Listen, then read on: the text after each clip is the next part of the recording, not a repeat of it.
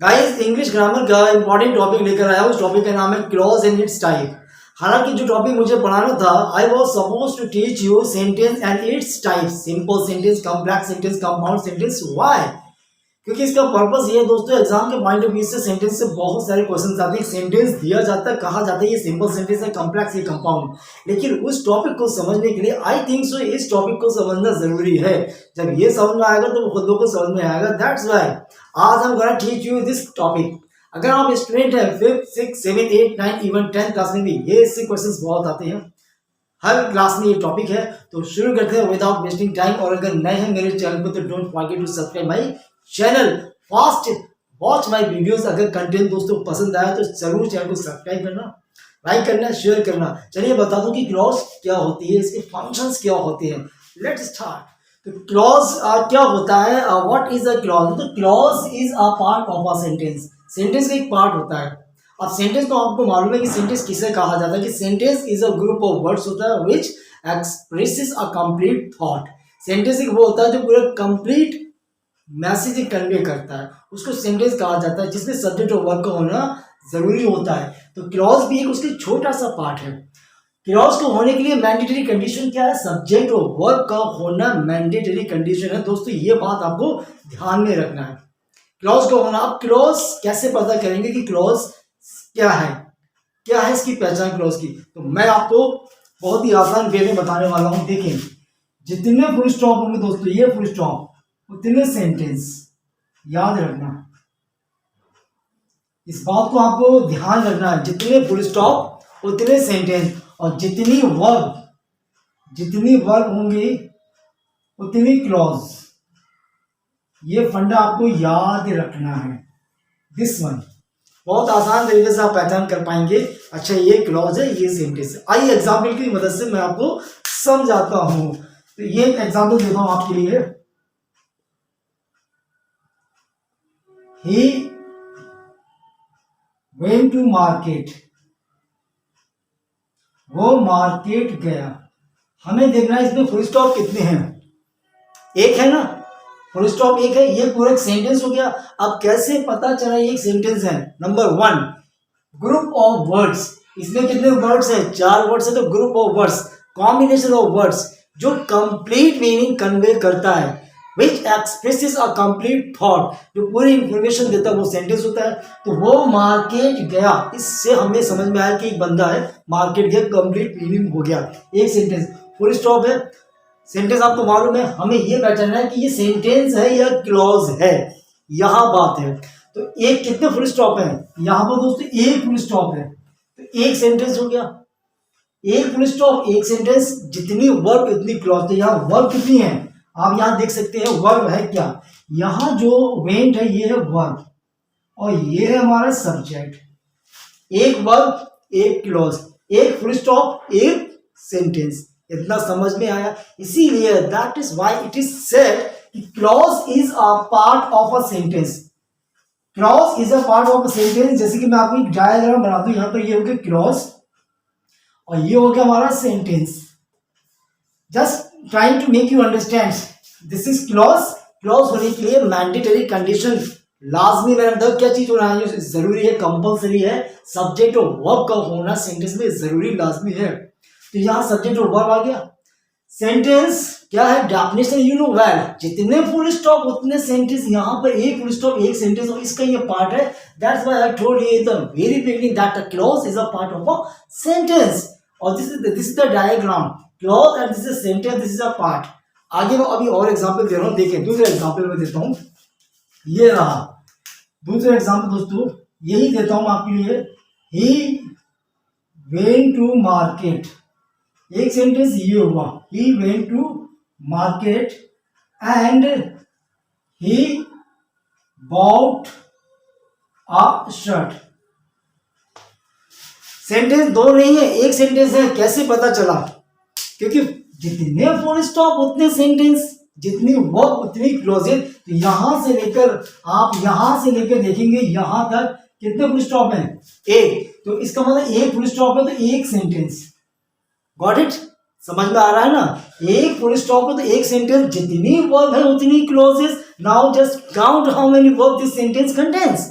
तो यहाँ देख सकते हैं एक ये वर्ब है, यहाँ रहा ये सब्जेक्ट, इस सेंटेंस में ये रहा सब्जेक्ट और ये रही वर्ब। तो पता चला क्लॉज एक ये रही, दिस इज अ क्लॉज, एक क्लॉज ये रही।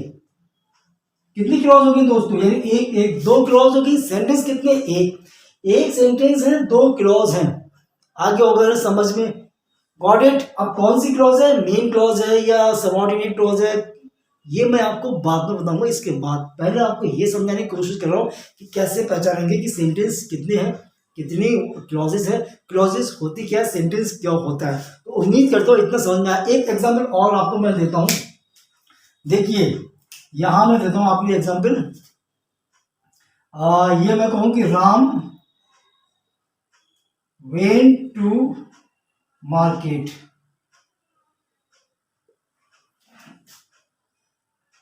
And purchased a mobile but Shyam did not purchase anything। अब इस सेंटेंस की मदद से आप समझ सकते हैं कितने फुल स्टॉप है दोस्तों। Look at sentence, Ram went to market, Ram market गया, एंड परचेज अ मोबाइल, और इसने एक मोबाइल खरीदा। भाई आप राम एक बंदा है, अपने दोस्त श्याम के साथ गए, कभी होता है ना ग्रुप में जाते हैं, मैं गया आप गए, बहुत सारे हमारे फ्रेंड्स का मार्केट जाता है या शॉपिंग करने जाते हैं, मैंने खरीदा, आपने खरीदा, एक हमारा दोस्त रहता है उसने सिर्फ कुछ नहीं खरीदा, ना ही उसने कुछ खाया। हमने उसको मेंशन किया कि राम मार्केट गया, उसने मोबाइल खरीदा, लेकिन श्याम ने डिड नॉट परचेज एनीथिंग, उसने कुछ भी नहीं खरीदा। अब सेंटेंस कितने हैं दोस्तों? एक सेंटेंस है। कैसे पता चला? बिकॉज जितने फुल स्टॉप उतने सेंटेंस, या फुल स्टॉप एक है, एक सेंटेंस हुआ ना। उम्मीद करता हूं समझ में आ रहा होगा, समझ में आ रहा है ना, मुझे जरूर बताइएगा। अब जितनी वर्ब उतनी क्लॉज, तो देखिए यहां है सब्जेक्ट और प्लस वर्ब, एक क्लॉज, यहां पर वर्ब दी है दूसरी क्लॉज, यहां श्याम सब्जेक्ट हो गया, यह है वर्ब हमारी। कितनी क्लॉज होगी यहाँ आप बताइए? एक क्लॉज, दो क्लॉज, तीन क्लॉज। सेंटेंस कितने हो गए? एक सेंटेंस है, उस सेंटेंस में तीन क्लॉजेस है। कैसे पता चला कि सब क्लॉज होने के लिए सब्जेक्ट और वर्ब का, या ओनली वर्ब हो, सब्जेक्ट नहीं है तो सिर्फ वर्ब हो, क्योंकि एक सब्जेक्ट की दो वर्ब हो सकती हैं। जैसे राम मार्केट गया, राम की वर्ब क्या? वेंट, और इसकी वर्ब यहाँ दूसरी परचेज, तो दो वर्ब हो सकती है एक सब्जेक्ट की। समझ में आएगा? तो क्लॉज होने के लिए वर्ब या सब्जेक्ट और वर्ब का होना लाजमी है। सेंटेंस होने के लिए जितने सेंटेंस उतने फुल स्टॉप, एक फुल स्टॉप। अब दोस्तों मैं आपको बताऊं, एग्जाम में इस तरीके से आपको सेंटेंस दिया जाएगा, मैं इसको क्लॉज भी कहूंगा, इसको सेंटेंस भी कहूंगा, प्रूफ भी मैंने आपको कर दिया, फिर से एक बार प्रूफ कर रहा हूं। He went to market and he bought a shirt. Exam में आपको ये क्वेश्चन दिया जाएगा एंड आपसे पूछा जाएगा ये सिंपल सेंटेंस है, कॉम्प्लेक्स सेंटेंस है, ये कंपाउंड सेंटेंसेस है। तो आप बहुत आसानी से पहचान कर पाएंगे। कैसे, वो मैं आपको बाद में बताऊंगा। इसीलिए मैं आपको बता रहा क्लॉज और इस टाइप से समझ में आ जाएगा तो आपको वो टॉपिक बहुत आसानी से समझ में आएगा। तो ये हमारा कौन सा कंजंक्शन है? एंड से जोड़ा गया है, कोऑर्डिनेट कंजंक्शन है। यहां भी बट से जोड़, यहाँ एंड से जोड़ा गया, यहाँ बट से जोड़ा गया, कोऑर्डिनेट कंजंक्शन होते हैं दोस्तों। वो हम बाद में बात करेंगे कि ये कंपाउंड है या कॉम्प्लेक्स सेंटेंस है। इतना उम्मीद करता हूँ कि क्लॉज बिल्कुल क्लियर हो चुकी होगी। आगे बढ़े, चलिए बात करते हैं हम इट्स फंक्शन एंड टाइप्स की। अब बात करते हैं गाइस क्लॉज के टाइप्स की। There are three types of clauses. Main clause, main clause को तीन नाम से जाना जाता है, उसको प्रिंसिपल क्लॉज भी कहा जाता है, इंडिपेंडेंट क्लॉज भी कहा जाता है। दूसरी है सबऑर्डिनेट क्लॉज, जिसको एससी कहा जाता है। डिपेंडेंट क्लॉज, जिसको हम डीसीपी कह सकते हैं शॉर्ट में। तीसरी होती है कोऑर्डिनेट क्लॉज, इसका ज्यादा यूज नहीं है, पढ़ेंगे सबसे ज्यादा यूज होती है सबऑर्डिनेट क्लॉज। अच्छा बात करते हैं मेन क्लॉज, कैसे पता चलेगा कि ये मेन क्लॉज है? मेन से नाम से पता चल रहा है जो किसी पर डिपेंड ना हो। पहली बात, मेन क्लॉज, प्रिंसिपल क्लॉज और independent clause is a clause which does not depend on others, जो दूसरे पर डिपेंड नहीं होती है। समझ में आ रहा है ना मेरी बात को? ध्यान रखिएगा। दूसरी बात, मेन क्लॉज वो होती है जो कंप्लीट इंफॉर्मेशन देती है, which gives a complete thought, which expresses a complete thought और कंप्लीट मीनिंग और इंफॉर्मेशन। अधूरी इंफॉर्मेशन होती है, पूरी जानकारी होती है, which gives a complete sense। आइए एग्जाम्पल की मदद से समझते हैं। I speak English, I speak English, क्या मतलब हुआ इसका, मैं इंग्लिश बोलता हूँ। समझ में आया? ये क्लॉज होगी मेन क्लॉज। कैसे पता चला? क्योंकि ये किसी पर डिपेंड नहीं है। यहाँ से सेंटेंस हमें पूरी पूरी जानकारी, पूरी इंफॉर्मेशन, पूरी कंप्लीट मीनिंग कन्वे कर रहा है ये सेंटेंस, इसीलिए this is called as independent clause, principal clause और मेन क्लॉज। अभी मैं आपको बताऊंगा डिपेंडेंट क्लॉज, सबऑर्डिनेट क्लॉज, तो और आसानी से समझ में आएगा। शी प्लेज वेल, वो अच्छा खेलती है, पता चल गया ना, वो अच्छा खेलती है, इतना समझ में आया। अब मैं आपको बताता हूँ डिपेंडेंट क्लॉज। डिपेंडेंट क्लॉज दोस्तों कौन सी होती है? डिपेंड, नाम से ही पता चल गया, डिपेंड, किसी पर निर्भर होना। सबऑर्डिनेट क्लॉज एक ऐसी ट्रिक मैं आपको बताऊंगा, अगर बंद करके बता देंगे ये सबऑर्डिनेट क्लॉज है क्या। थोड़ा सा वेट कीजिए, हमें डिटेल में नॉलेज आना जरूरी है। You know a little knowledge is dangerous which does not give complete sense, info और meaning। एक ऐसी क्लॉज जिस कभी भी कंप्लीट मीनिंग नहीं देती ना, इंफॉर्मेशन। कंफ्यूज हो जाते हैं क्या मतलब है इस सेंटेंस का, भाई इस क्लॉज का मतलब क्या है, not able to getting what the meaning of this clause, समझ में नहीं आता है, तो वो कहलाती है। आइए अब एग्जाम्पल की मदद से जल्दी समझ में आएगा। अच्छा मैं देता हूं, यहां पे मैंने आपको दिया इफ यू कम, मैंने आपको बोल दिया इफ यू कम, आप कहेंगे ओ सरप्राइज सर ये क्या, what is this, if you कम का मतलब क्या हुआ, अगर आप आते हो, क्या होगा, आते हो क्या मतलब, what do you want to say, कहना क्या चाहते हो, इफ यू कम। इनकम्प्लीट हो गया ना, समझ में आ रहा है? तो इसको पूरा करने के लिए किसकी जरूरत पड़ेगी, इसको पूरा करने के लिए जरूरत पड़ेगी मेन क्लॉज की। इसीलिए कहा जाता है कि जो डिपेंडेंट क्लॉज होती है, dependent clause always depends on independent. Independent मतलब तो स्वतंत्र, भैया मैं तो आजाद हूँ, आई गॉट ए फ्रीडम इन 1947 में, जैसे इंडिया आजाद हुआ था, एजेंट आप सिटीजन ऑफ इंडिया फ्री हो गया था। लेकिन ये आज भी डिपेंडेंट है। सबऑर्डिनेट क्लॉज किस पे डिपेंड है? इंडिपेंडेंट। तो इसको पूरा करने के लिए किसकी जरूरत पड़ेगी? इसकी जरूरत। ट्रिक बताऊंगा, वेट कीजिए। तो यहां पर हम करते हैं इफ यू कम, तो मैंने यहां कर दिया I will give you a pen. तो ये दोस्तों देख सकते हैं आप, I will give you a pen if you come. तो अब इस सेंटेंस को, इस क्लॉज को लिखने के बाद इसके इंपॉर्टेंस बढ़ गई ना भाई, इसके भाव बढ़ गए भाई, हाँ मेरे साथ कोई है। तो ऐसे समझ लीजिए, अगर आप स्टूडेंट हैं, इफ यू आर स्टूडेंट, अगर आप अभी पढ़ाई कर रहे हैं, किस पर डिपेंड है आप, किस पर डिपेंड है आप, you are all depend upon your माँ बाप, पेरेंट्स पे डिपेंड है ना। तो इसका मतलब स्टूडेंट हो गया हमारा डिपेंडेंट क्लॉज और पेरेंट्स हो गया हमारा इंडिपेंडेंट क्लॉज। ऐसे समझ लीजिए, आने वाले टाइप्स जब मैं पढ़ाऊंगा आपको तब और अच्छे तरीके से एग्जाम्पल आपको दूंगा, वो एग्जाम्पल मैं आपको बाद में दूंगा। तो इसको कंप्लीट करने के लिए हमें किसकी जरूरत पड़ी, I will give you a pen, ये हो गई हमारी एमसी। एमसी को बोल सकते हैं आप आईसी, आईसी को बोल सकते हैं आप PC, main principal clause, main clause और इंडिपेंडेंट क्लॉज। अब अगर I will give you a pen, मैं आपको एक पेन दूंगा, अगर आप आते हो इफ यू कम, तो ये कौन सी क्लॉज थी दोस्तों, एससी, या कह सकते हो आपको डीसी। समझ में आ चुका होगा। एक एग्जांपल से काम नहीं चलेगा, अब और एग्जांपल मैं आपको देता हूँ। देखिए दूसरा एग्जांपल देता हूँ मैं, ये रहा आपके सामने, when he won the lottery, जब वो लॉटरी जीता। अब आपको बता दो दोस्तों, ये व्हेन का यूज है, इफ का व्हेन का यूज है, इंटरोगेटिव वर्ड की तरह यूज नहीं हो रहा है, रिलेटिव प्रोनाउन की तरह यूज हो रहा है, बाद में बात करेंगे। When he won the lottery, जब वो लॉटरी जीता, कब जीता, क्या ये क्लॉज कंप्लीट मीनिंग कन्वे कर रही है, नहीं कर रही है, आप देख लीजिए।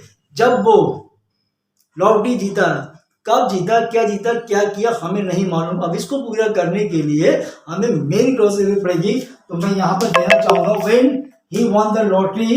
अब यहां पर कर दिया मैंने, he decided to buy a mobile. चलो मोबाइल कर दो कार। तो यहां देख सकते हैं इस सेंटेंस की वैल्यू कब बढ़ी, इस क्लॉज की वैल्यू किससे बढ़ी, तो इस क्लॉज की वैल्यू बढ़ी दोस्तों, तो बहुत बढ़ी इससे। कैसे बढ़ी, जब वो लॉटरी जीता, ही decided two by a mobile, या बाई अ कार, बाई अ बंगला, ठीक है ना। उसने डिसाइडेड किया था एक मोबाइल खरीदने का, कब, जब वो लॉटरी जीता। तो इसीलिए कहा जाता है ये सहारा है इस क्लॉज का। MC है ये मेन क्लॉज यानी कि इंडिपेंडेंट क्लॉज और ये है डिपेंडेंट क्लॉज। तो मैं आपको इस वीडियो में दोस्तों बता रहा हूँ कि इंडिपेंडेंट क्लॉज और डिपेंडेंट क्लॉज क्यों होती है। इसके बाद मैं आपको इस सबऑर्डिनेट क्लॉज इंडिपेंडेंट क्लॉज के टाइप्स बताऊंगा दूसरी वीडियो में। पार्ट ए है, पार्ट बी में, यानी पार्ट फर्स्ट है, पार्ट सेकंड बताऊंगा, अदरवाइज ये वीडियो बहुत लंबी हो जाएगी। पहले ये क्लियर होना जरूरी है कि डिपेंडेंट और इंडिपेंडेंट क्लॉज कहते किसे हैं। उसके बाद मैं आपको इसके 3 टाइप्स बताऊंगा, नाउन क्लॉज, एडजेक्टिव और एडवर्ब क्लॉज। इतना समझ में आया? आगे भी मैं एग्जाम्पल देता हूँ, अभी मैं बहुत सारे एग्जाम्पल दूंगा ताकि आपको अच्छे से समझ में आ जाए। अब एग्जाम्पल और देता हूँ मैं आपको। देखिए नेक्स्ट एग्जाम्पल दोस्तों ये रहा, after he finished work. After का मतलब ही, इसका मतलब हुआ काम करने के बाद। मैंने आपसे कहा आफ्टर आई फिनिश्ड वर्क, या कोई आपसे कहता है आफ्टर ही फिनिश्ड वर्क, आप क्या समझेंगे इससे? आप कहेंगे यार इंफॉर्मेशन दो यार, पूरी दो यार, थोड़ी बहुत नॉलेज में हमेशा खतरनाक होती है। इंग्लिश में कहावत है हिंदी में कि नीम हकीम हथराए जान, our little knowledge is dangerous. तो आपने कह दिया after he finished work, what does it mean? क्या मतलब वो? I am not getting, what does it mean? I don't know यार, क्या मतलब वो पूरी इंफॉर्मेशन तो देना है। तो अब जब ये पूरी इंफॉर्मेशन नहीं दे रहे तो यहां से पता चल गया this clause is dependent clause, this clause is subordinate clause. इसको पूरा करने के लिए कोई भी एक सेंटेंस लेकर आओ, कोई भी हो सकता है सेंटेंस। मैं आपको यहाँ ये बता रहा हूँ क्या इंडिपेंडेंट होती है क्या डिपेंडेंट होती है। तो किसको पूरा करने के लिए किसकी जरूरत पड़ेगी? मेन क्लॉज, क्योंकि मेन क्लॉज इसी का तो सहारा है। स्टूडेंट का सहारा माँ बाप है, ठीक है, माँ बाप खड़े रहते हैं, माँ बाप कहते हैं we stand by you, we help you, we coordinate you just like a teacher. So let me complete this sentence by adding main clause. देखते हैं, after he finished work, काम करने के बाद वो सो गया, वो चला गया, ये तो होता है ना। तो मैं कह सकता हूं यहाँ पर he went to the park। यहां मैंने कर दिया कि वो पार्क में गया। कब गया? आफ्टर ही फिनिश्ड वर्क, अपना काम करने के बाद वो पार्क में गया। तो पता चला कि इस सेंटेंस को जैसे मैंने लिखा था इस सेंटेंस की वैल्यू बढ़ गई है ना। तो ये किस पर डिपेंड है? ये जनाब इस पर डिपेंड है, और ये हो गया हमारा मेन क्लॉज, ये हमारे हो गए IC। कैसे पता? He went to the park, वो पार्क में गया। मैंने कहा भाई, आपने कहा यार वो मेरा दोस्त राम कहाँ है, तो मैंने कहा Ram went to the park, Ram park में गया है। आपको पता चल गया दिस इज कंप्लीट इन्फॉर्मेशन। और जो कंप्लीट इन्फॉर्मेशन देता है वो IC, वो PC, वो MC होता है। अब जो इनकम्प्लीट इन्फॉर्मेशन ना they like this after he finished work, समझ में नहीं आया। फिर मैंने कहा कि राम काम करने के बाद पार्क में गया था, तो आप समझ गए कि he went to the park after he finished work. ये वाली जो क्लॉज है ये हो गई हमारी DC, बोले तो SC बोले तो सबऑर्डिनेट क्लॉज है और कुछ नहीं है, ठीक है, डिपेंडेंट क्लॉज। इतना समझ गए। एक और एग्जाम्पल आपको मैं देता हूँ, फिर अपनी बात खत्म करता हूँ। यहाँ पर वेयर आई वॉज वन, जहां मैं पैदा हुआ, कहाँ मैं पैदा हुआ भैया आपको मालूम है? आप बताइए, आपको मालूम है? वेयर आई वॉज वन, ये कंप्लीट सेंटेंस नहीं दे रहा, इसको पूरा करने की मुझे जरूरत पड़ेगी। अपने शहर का नाम तो बता दूं।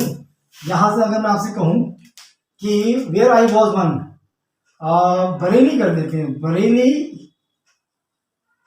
Is a city where I was वन, कहाँ पैदा हुआ मैं? बरेली में एक ऐसा शहर, बरेली शहर है जहां मैं पैदा हुआ।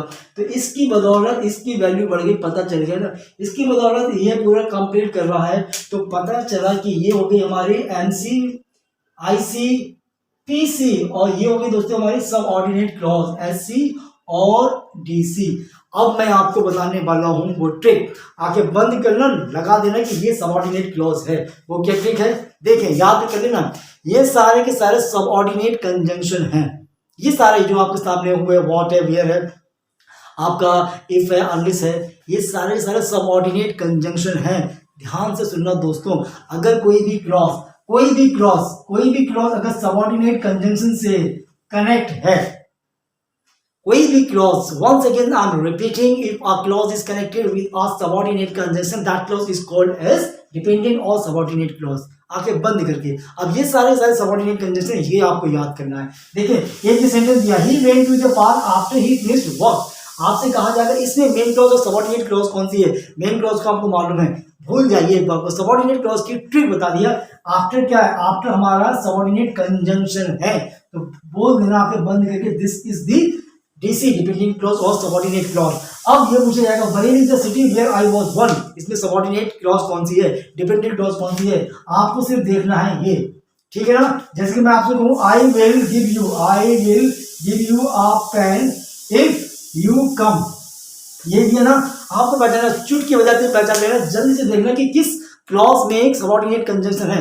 आपको मालूम है सबऑर्डिनेट कंजंक्शन इफ होता है, तो जो इफ के साथ आगे वाला सेंटेंस है क्लॉज है वो सबऑर्डिनेट क्लॉज होती है, डिपेंडेंट क्लॉज होती है।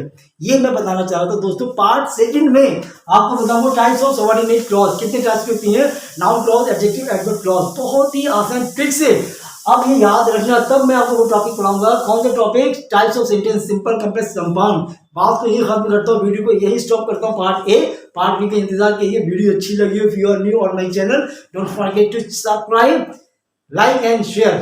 Thank you so much.